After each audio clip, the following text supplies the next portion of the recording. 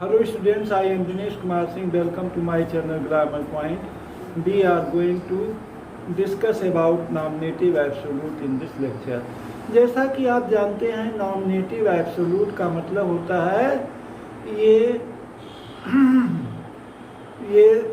subject which is free from its sentence. ऐसा कर्ता जो अपने वाक्य से बिल्कुल फ्री होता है, अर्थात उसका वर्ब से या ऑब्जेक्ट से कहीं दूर दूर तक कोई संबंध नहीं होता, उसे हम नॉमिनेटिव एब्सोल्यूट या स्वतंत्र कर्ता कहते हैं।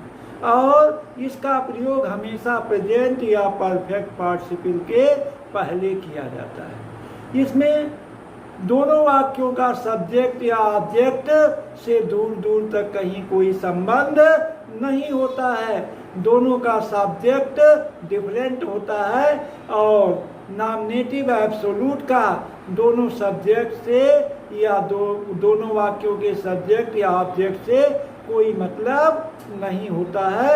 इसको हम नॉमिनेटिव एब्सोल्यूट कहते हैं। स्वतंत्र कर्ता क्या है?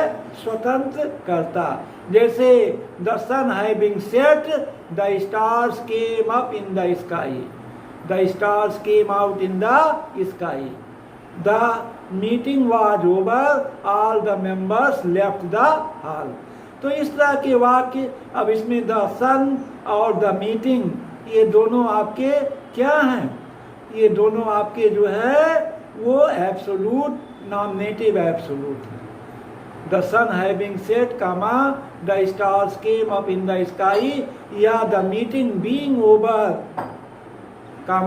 all the members left the hall।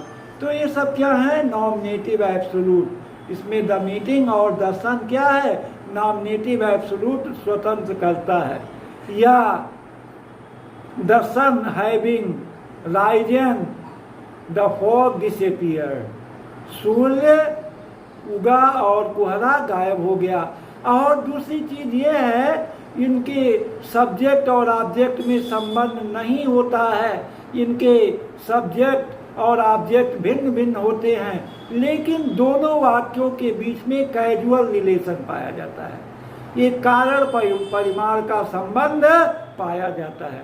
Casual relationship दोनों वाक्यों में होती है, जैसे सूर्य का उगना और कोहरे का गायब हो जाना।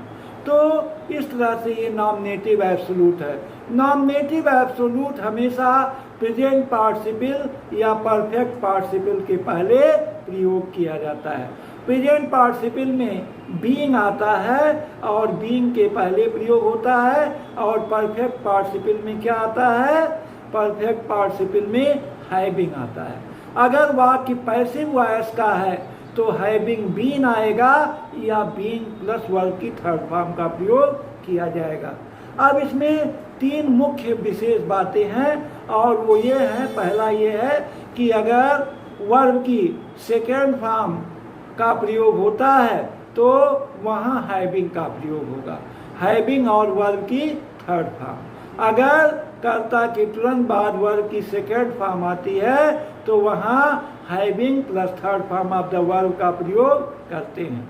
अगर टू बी का प्रयोग इजयमार वाज वेयर, इजयमार वाज वेयर ये टू बी है, इसका प्रयोग अगर मुख्य क्रिया के रूप में आता है तो वहाँ बीइंग का प्रयोग करते हैं। किसका प्रयोग करते हैं? बीइंग का। और अगर इजयमार वाज वर के बाद third form of the verb आता है, या वाक्य पैसिव वॉइस में, पहला वाक्य किसमें होता है? पैसिव वॉइस में होता है, तो यहाँ हैविंग बीन या बीइंग का प्रयोग किया जाता है। या तो हैविंग बीन का प्रयोग करेंगे या बीइंग का प्रयोग करते हैं। तो नॉमिनेटिव एब्सोल्यूट का प्रयोग उस समय होता है जब दोनों वाक्यों का कर्ता भिन्न भिन्न होता है और उसके सब्जेक्ट और ऑब्जेक्ट या वर्ब से कोई दूर दूर तक रिलेशनशिप नहीं होती है, केवल दोनों वाक्यों में कैजुअल रिलेशनशिप पाई जाती है, कैजुअल रिलेशन पाया जाता है। तो let us start our video. हम शुरू करते हैं अपना वीडियो नॉमिनेटिव एब्सोल्यूट का। ये subject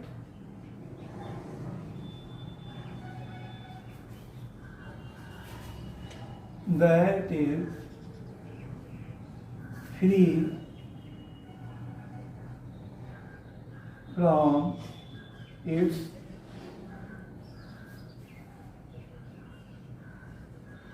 verb and object of the sentence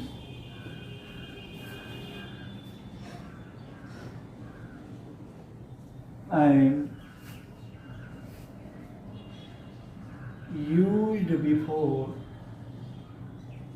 used before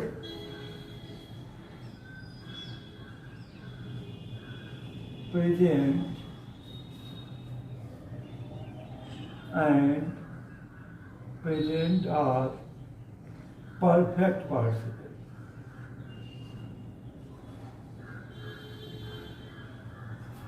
Participle is called nominative absolute.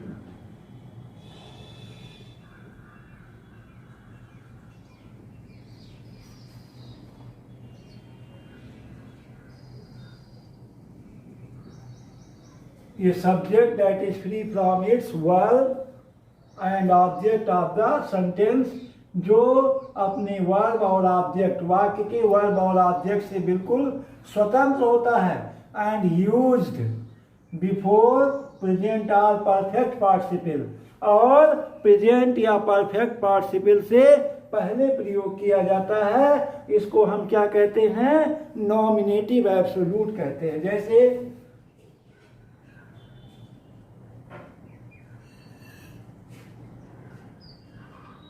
the sun having set, the sun having set, the stars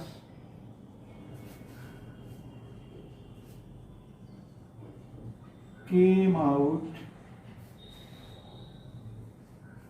the stars came up in the sky, came up in the sky. अगला, the meeting being over, the meeting being over, comma, all the members left the hall.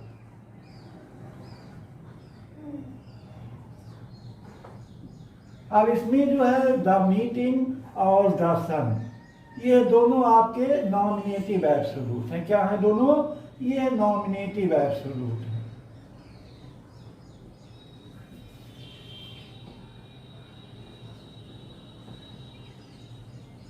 ये स्वतंत्र करता है। Nominative absolute का मतलब होता है free.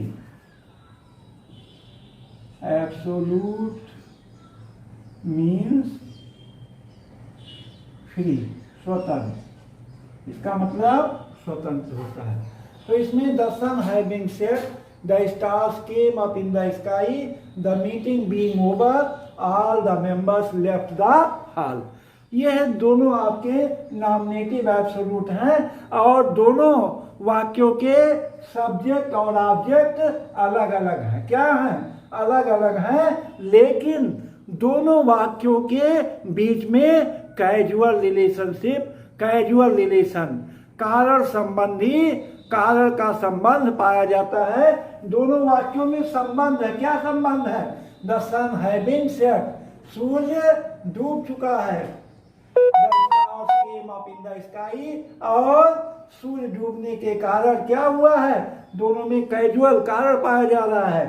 The stars came up in the sky, और आकाश में क्या आ गए? तारे आ गए। अगला, the meeting being over, meeting समाप्त हो गया, all the members left the hall, सभी मेंबर्स क्या किए? हॉल को छोड़ दिए। तो यहाँ द मीटिंग और द सन जो है नॉमिनेटिव एब्सोल्यूट है, क्योंकि यहाँ इसके द सन का और मीटिंग का पूरे वाक्य पर कोई प्रभाव नहीं पड़ रहा है, ये दोनों स्वतंत्र करता है। क्या है? स्वतंत्र करता है। और नॉमिनेटिव एब्सोल्यूट का प्रयोग तभी किया जाता है जब दोनों वाक्यों का कर्ता भिन्न भिन्न होता है, लेकिन उसमें जो है कैजुअल रिलेशनशिप पाया जाता है, बल्कि इनमें दोनों सब्जेक्ट और दोनों ऑब्जेक्ट से कहीं दूर दूर तक कोई रिश्ता नाता नहीं होता है, केवल कैजुअल रिलेशन पाया जाता है। तो इसको हम नॉमिनेटिव एब्सोल्यूट का प्रयोग करते हैं। अब इसमें वाक्य को बनाने के लिए जो पहले वाक्य का फाइनाइट वर्ब होता है उसके पहले हैविंग का प्रयोग करते हैं या बीइंग का प्रयोग करते हैं या हैविंग बीन का या बीइंग का प्रयोग करते हैं। इसकी 3 स्थितियां बनती हैं, इसके बारे में हम चर्चा करते हैं। पहली स्थिति क्या है और दूसरी क्या है।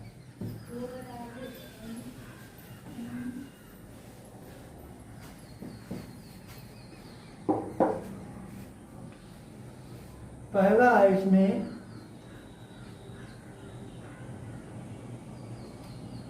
सब्जेक्ट प्लस हैविंग, क्या लगेगा?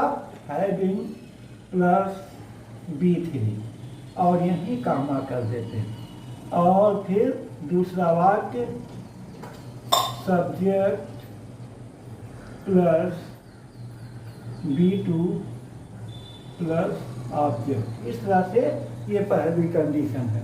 जैसे हम उदाहरण ले लेते हैं, पहला ही यहाँ देख लेते हैं। The sun rose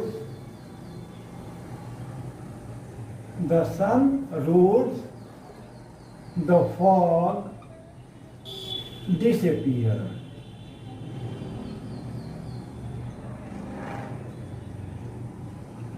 The fog disappeared.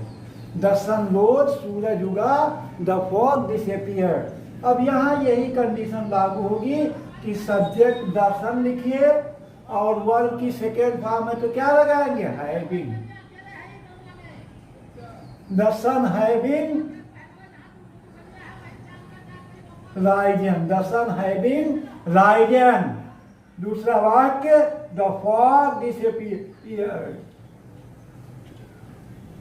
the fog disappeared, कोहरा गायब हो गया। The sun rose, the fog disappeared. अगला the police arrived, the dacoit ran away. The police arrived, comma full stop, दूसरा वाक्य the dacoits ran away. The police arrived, police पहुंची, the dacoits ran away, डाकू लोग क्या हो गए? भाग गए। तो the police having arrived, the police having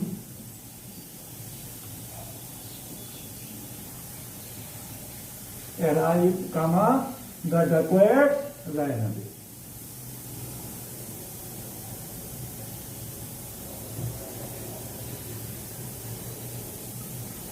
The police having arrived, the dacoits ran away.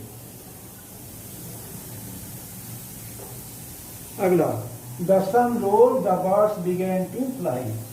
The sun rose,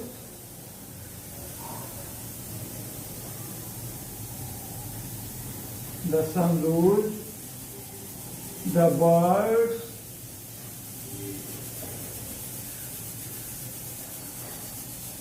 began to fly. The sun rose, the birds began to fly. बहुत आसान है। The sun having risen. The sun having, क्यों having लगा? Verb की second form के नाते।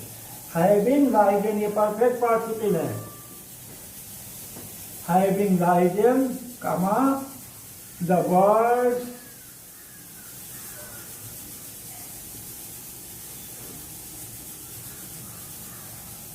began to rise.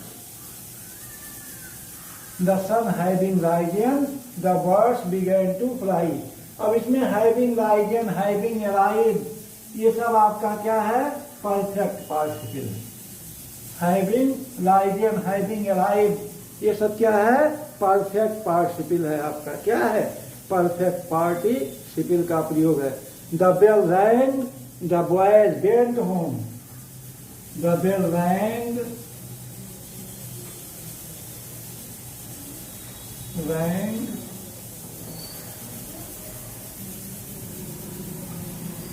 the boys went home. अब यहाँ दोनों का सब्जेक्ट क्या है? अलग अलग है. तो क्या हो जाएगा? The bell having rung. The bell having rung, comma, the boys went home.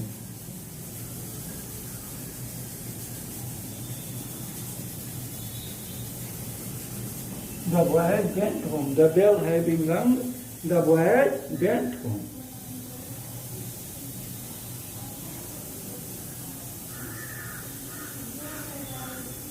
The police arrived, the crowd dispersed. The police arrived, the crowd dispersed. The police arrived, comma, the crowd means bhir, the crowd dispersed.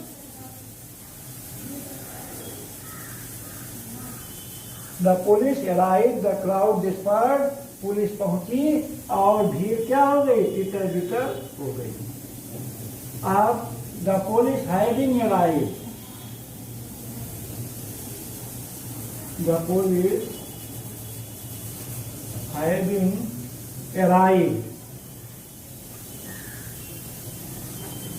comma, the crowd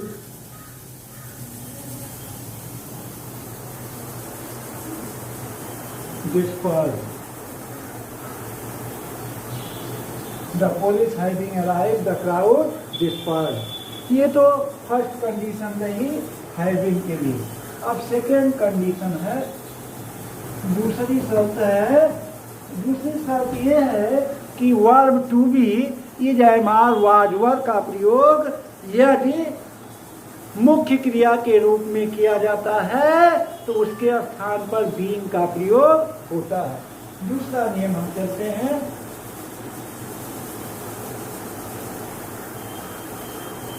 in case of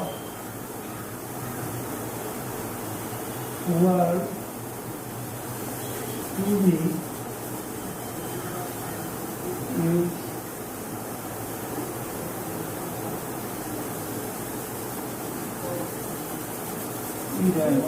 was there used as main verb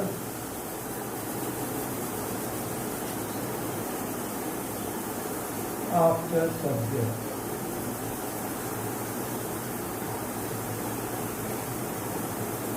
After subject, subject के तुरंत बाद ये main verb के रूप में लाते हैं. तब क्या होता है?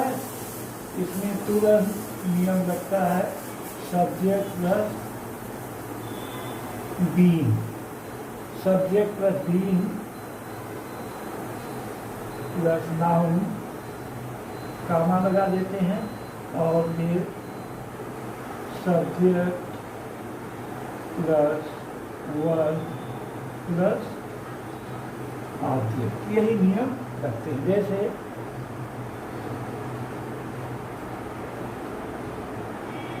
the meeting was over,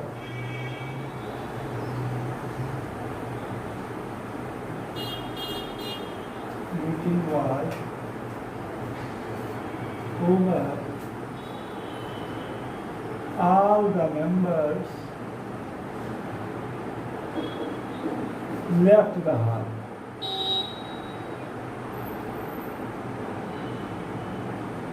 Left the hall. तो यहाँ क्या हो जाएगा?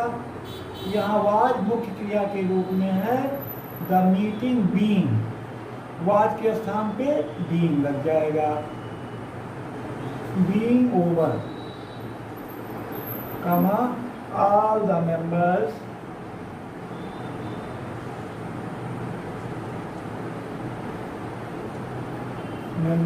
left the hall.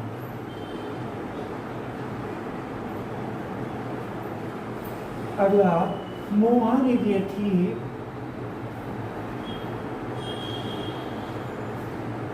Mohan is a thief. Mohan क्या है? एक चोर है. Mohan is a thief. I don't like him. I don't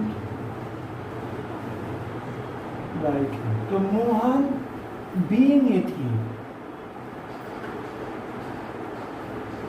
Mohan being a thief, comma I don't like him. दूसरा वाक्य वैसे बहुत आसान है ये. I don't like him. अगला, the picture was interesting, we enjoyed very much. The picture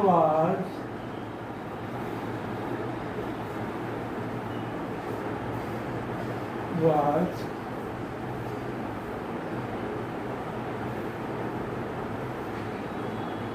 interesting,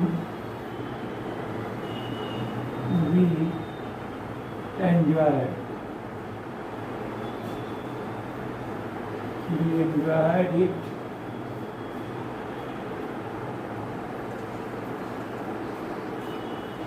very much. The picture was interesting, we enjoyed it very much. So the picture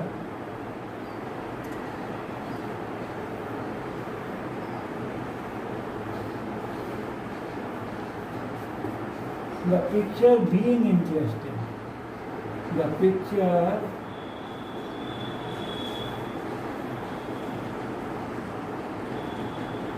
being interesting.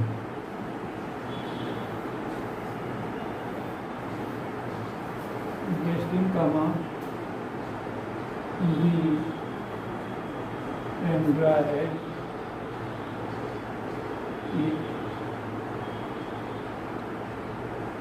very much. The picture being interested, we enjoyed very much. The work was over.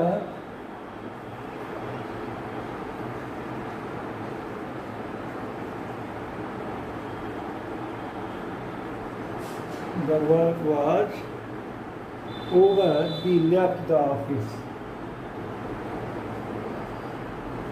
We left the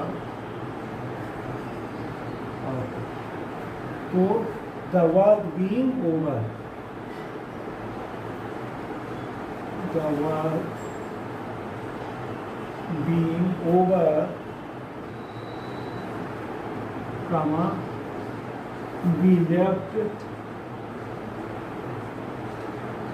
the office. तो इस तरह से ये आपका being का प्रयोग हुआ. B और इससे हम निष्कर्ष निकालते हैं कि जब भी सब्जेक्ट के तुरंत बाद ही जयमाल वाज वर्ग का प्रयोग होता है तो उसमें बीइंग अवश्य लगेगा. अब अगर ये जयमाल वाज वर्ग के बाद third form of the verb आएगा तो निश्चित रूप से उसमें हैविंग बीन या बीइंग का प्रयोग किया जाता है, क्योंकि वो वाक्य पैसिव वॉइस में माना जाता है, हो जाता है. तो तीसरा हम इस पर डिस्कस करेंगे. तीसरा जो हमारा रूल है,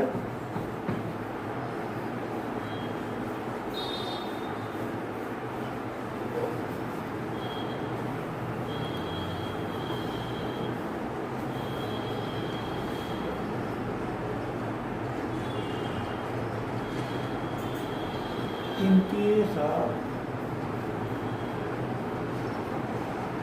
passive verb. पैसिव वॉइस में क्या करते हैं, subject plus having been plus B3, उसके बाद फिर subject plus verb plus object, या यहाँ आ करके यहाँ बीन प्लस B3 भी आते हैं। तो जैसे the bus was punctured, the crowd dispersed, the bus was punctured, we hired a taxi.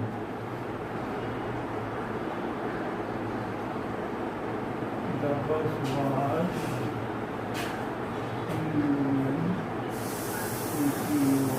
punctured,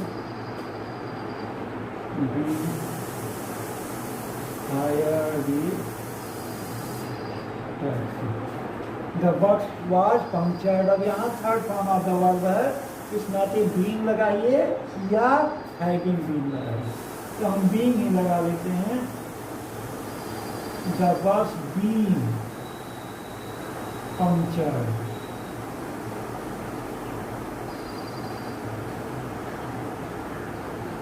being punctured, comma be hired a taxi। तो इससे हम निष्कर्ष निकालते हैं कि अगर सब्जेक्ट के तुरंत बाद वर्ब की, तो मतलब is am are was verb के बाद वर्ब की थर्ड फॉर्म आती है, अर्थात वाक्य पैसिव वॉइस में होता है, तो हैविंग बीन या बीइंग का प्रयोग अवश्य करते हैं। जैसे the captain was killed, the army fled, the captain was killed,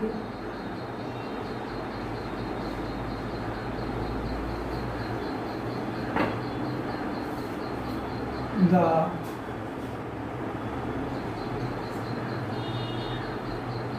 captain was killed, comma, the army fled. The captain was killed, the army fled. The captain having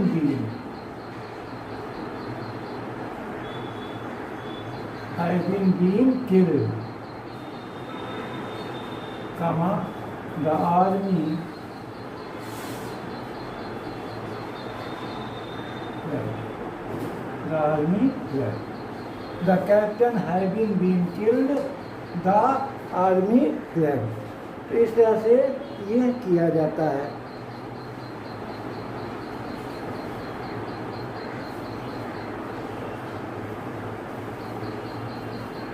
अब